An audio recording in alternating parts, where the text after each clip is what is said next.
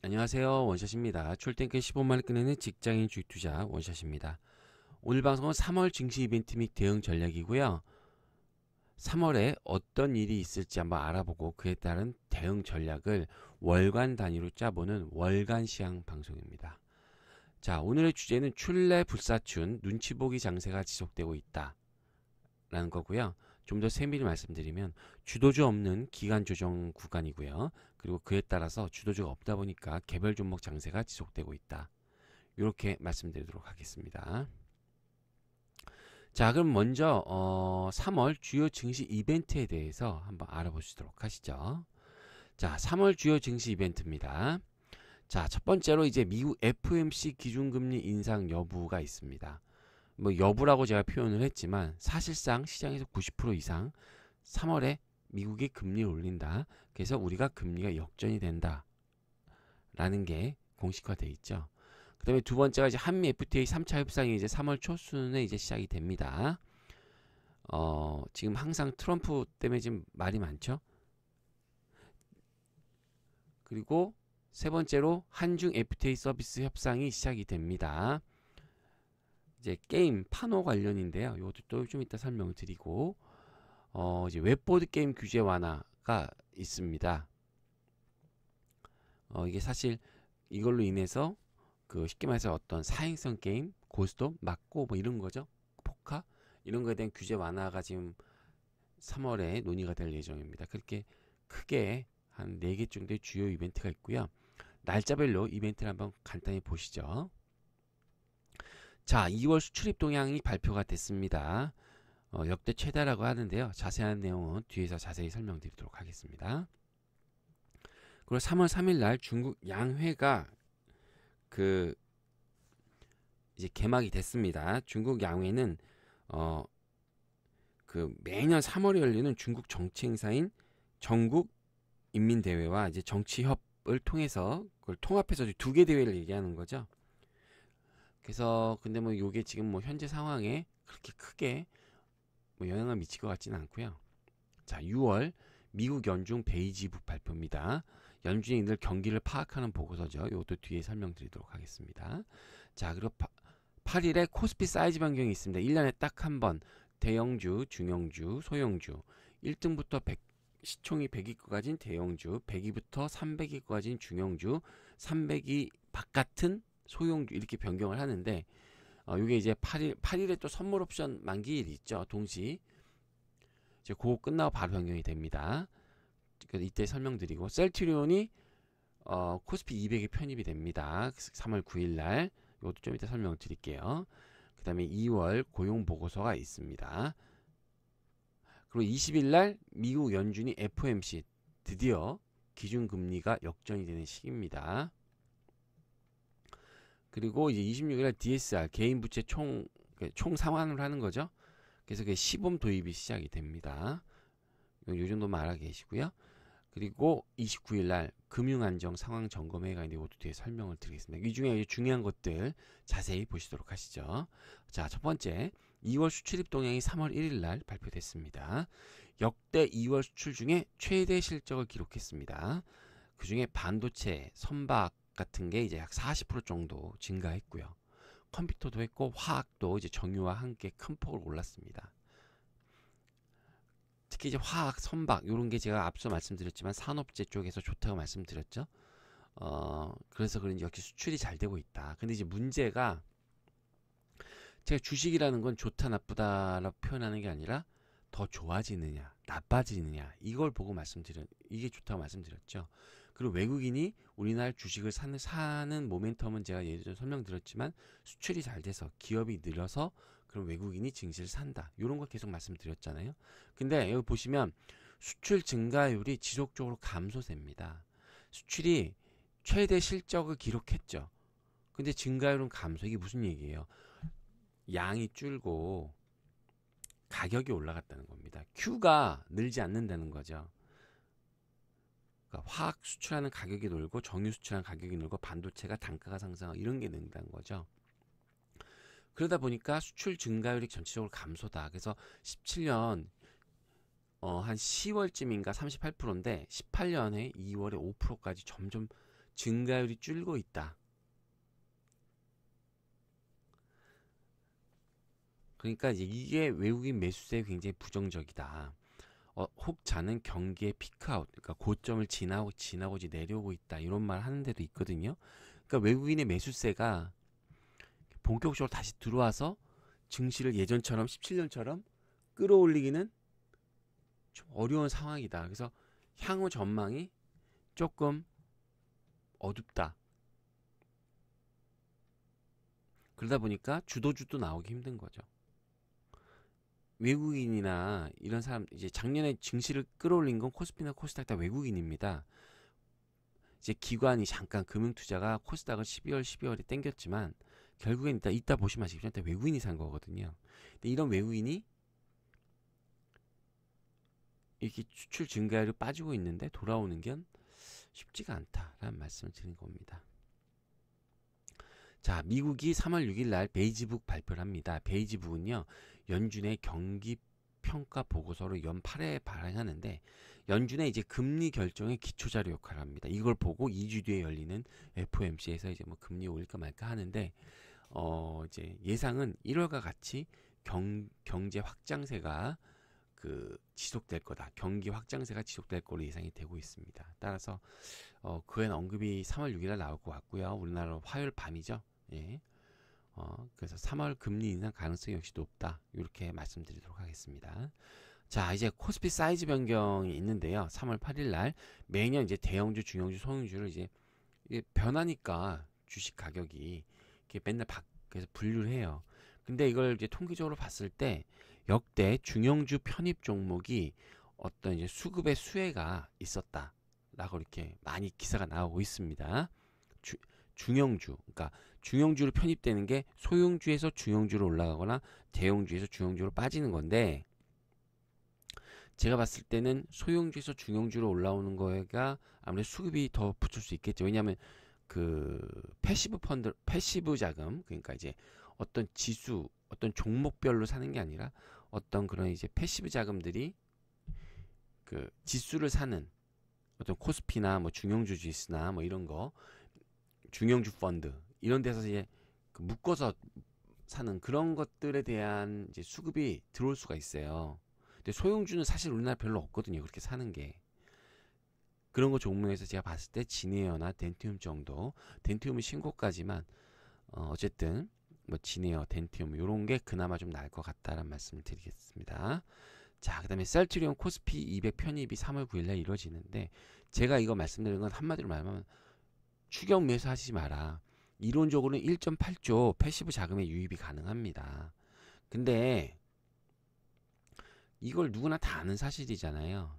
그러니까 선침해했던 세력이 그거 이제 들어올 때 팔고 나갈 수가 있다고. 그러니까 개인 투자자들이 이걸 쫓아서 샀다가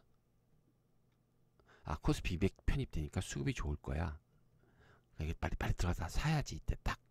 이렇게 생각하신 분이 있을 것 같아서 제가 말씀드리는데 선취면 사람들이 이때 팔고 나갈 수도 있다고요. 그렇기 때문에 섣부른 추격 매수는 금물이다 라는 말씀을 드리기 위해서 이 내용을 쓴 겁니다. 그리고 주식이라는 게 참 웃긴 게요. 소문난 잔치에 먹을 게 없다 라는 말이 늘 맞습니다. 제 경험에서 봤을 때. 진짜 저거 다 좋겠다. 저거 진짜 많이 벌겠다. 그 누구나 다 알면 실제로는 별게 없고요. 진짜 망했다. 진짜 크게 떨어지고 다 걱정하면 또 그렇게 크게 안 떨어집니다. 주식이 그래서 어렵습니다.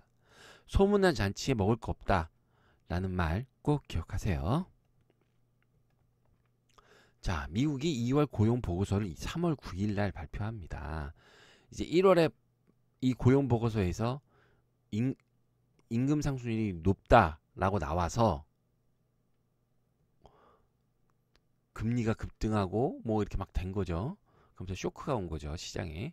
그래서 2월 달에 고용 보고서가 나오는데 일단 실업률은 1월과 거의 동일합니다.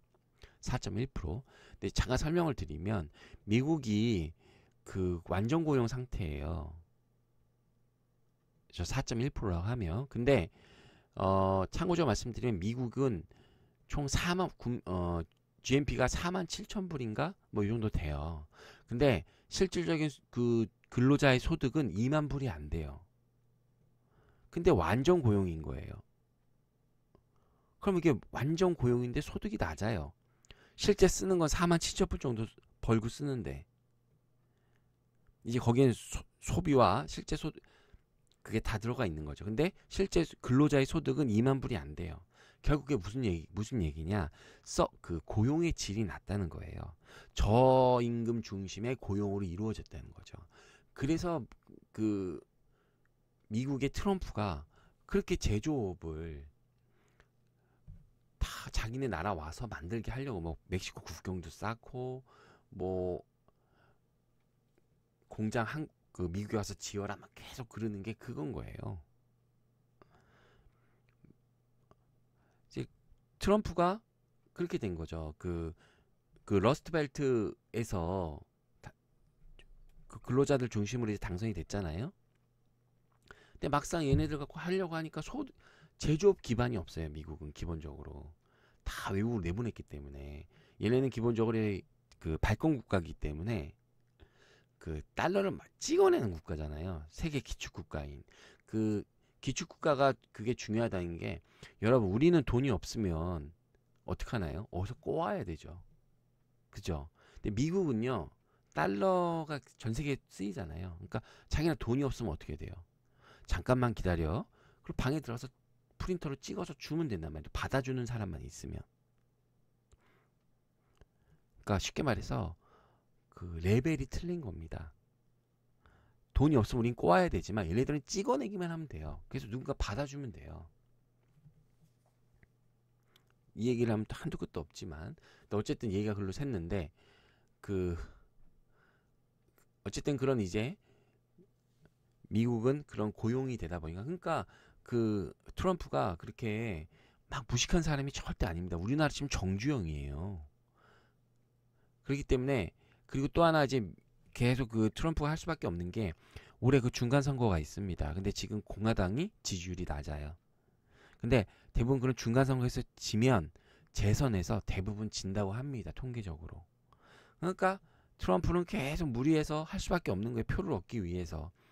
그래서 보호무역 뭐 이런 거 계속 강조할 수밖에 없는 거죠. 미국 제일 우선주의 이런 거 할 수밖에 없는 거예요. 선거에서 이기기 위해서. 그게 제가 말씀드린 김정은 그 북핵 리스크와 그 두 개가 올해 고질적인 증시 리스크라고 제 1월 달에도 말씀드렸죠. 근데 어쨌든 간에 이제 실업률이 이렇게 되는데 이제 임금 상승률이 여기서 중요한데 어쨌든 2월 달 시간당 임금 상승률은 다소 좀 둔화될 것 같다.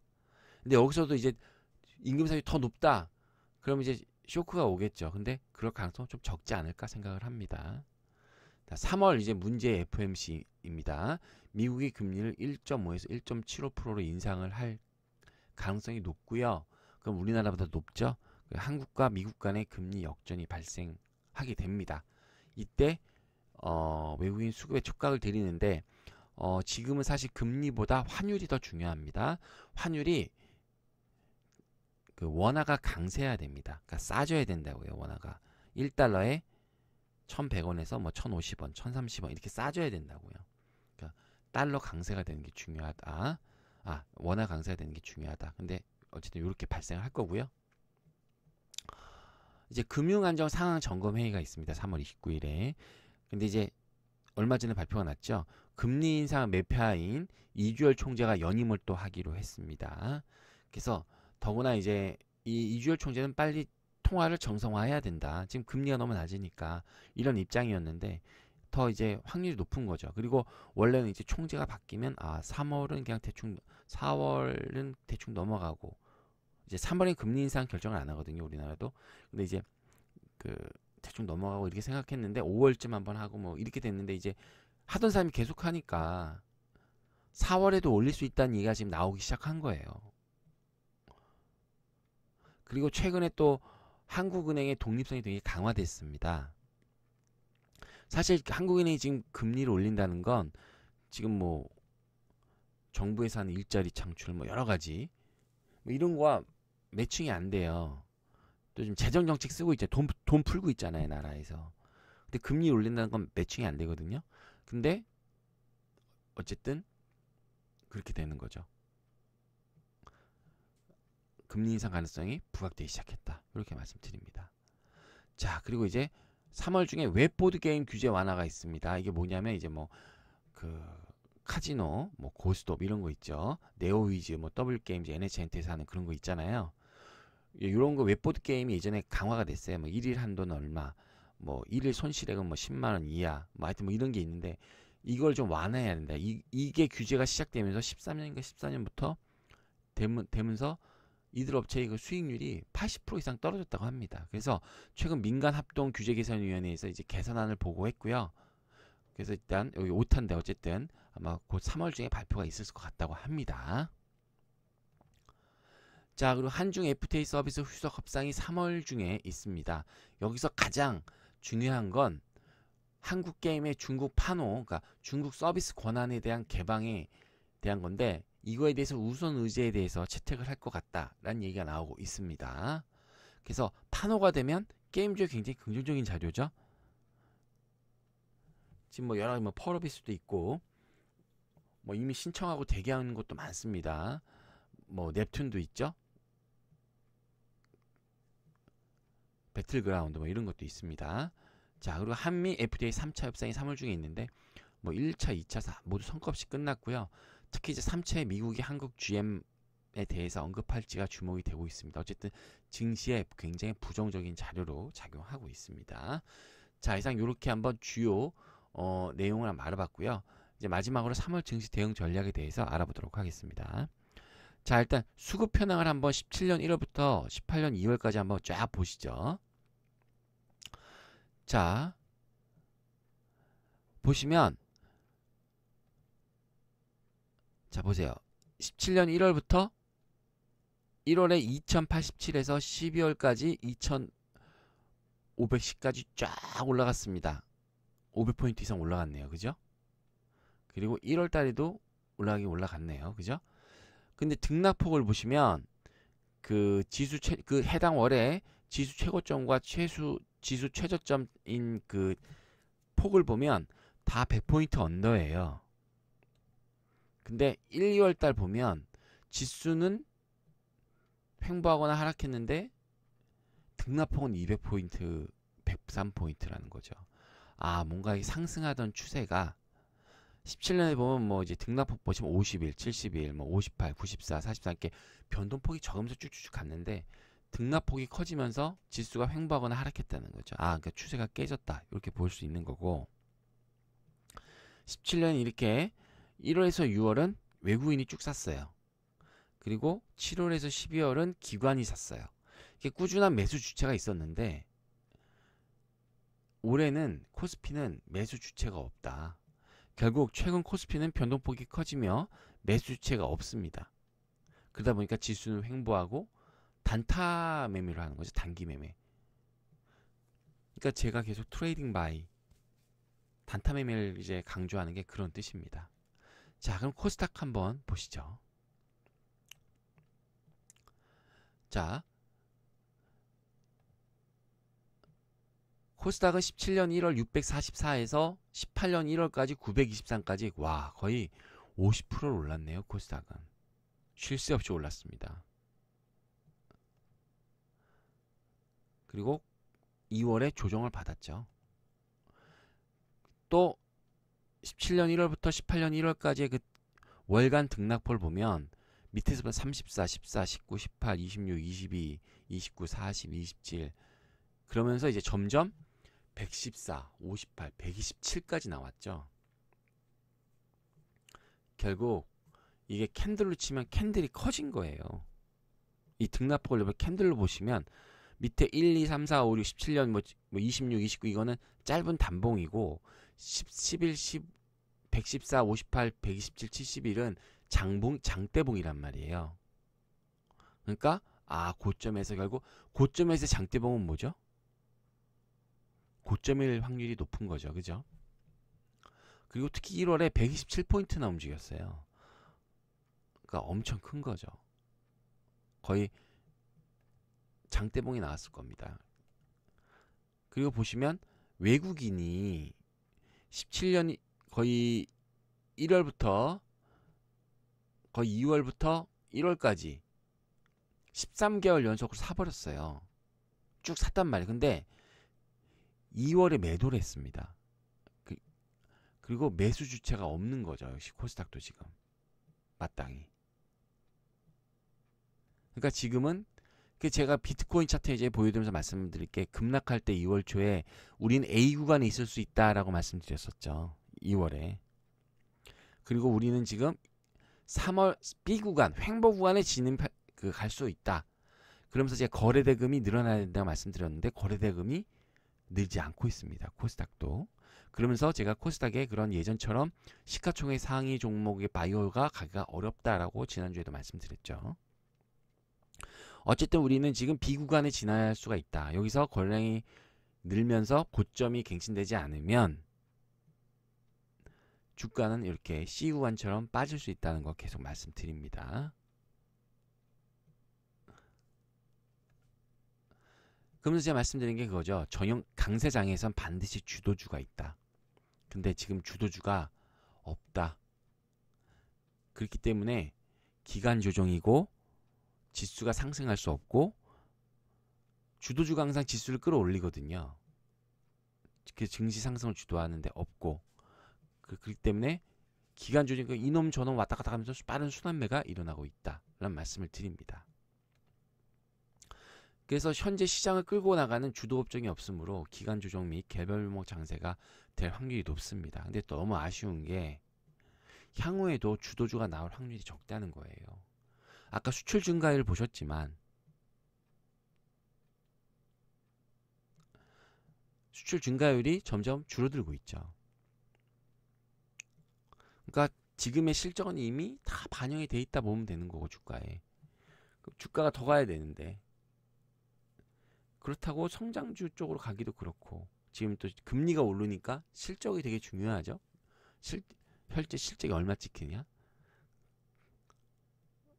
그러니까 막 예전처럼 막 셀트론 헬스케어 막 이런 게 막 가기 힘들다고요. 뭐 신라젠 이런 게. 어쨌든 지금 상황이 계속 어렵다라는 말씀을 드리는 겁니다. 그래서 3월 FOMC까지 기간 조정 구간에 진입을 했고요. 미국 증시 결과에 따라 국내 증시가 1위 1비 가능성이 있습니다. 그러니까 제가 계속 말씀드리죠. 오늘 밤 자고 일어났더니 다우가 푹 빠져 있어. 그럼 이제 한국 증시도 개파락으로 시작하는 거죠. 이제 그런 거. 예전에는 신경 안 썼는데 이제 그런 구간에 어쨌든 모든 게 다 미국의 연준의 금리, 환율, 요거에 다 포커싱이 되는 거예요. 증시가 그거 하나에 지금. 왜 3월까지 FOMC가 기간 중이냐면 3월에 어떤 금리를 올리면 이제 어떤 팩트가 되니까 불확실성이 줄어들어요. 지금은 오르냐 마냐 뭐 이런 거 갖고 얘기가 나오지만 그때 되면 딱 오를 거잖아요. 그럼 이제 되는 거죠.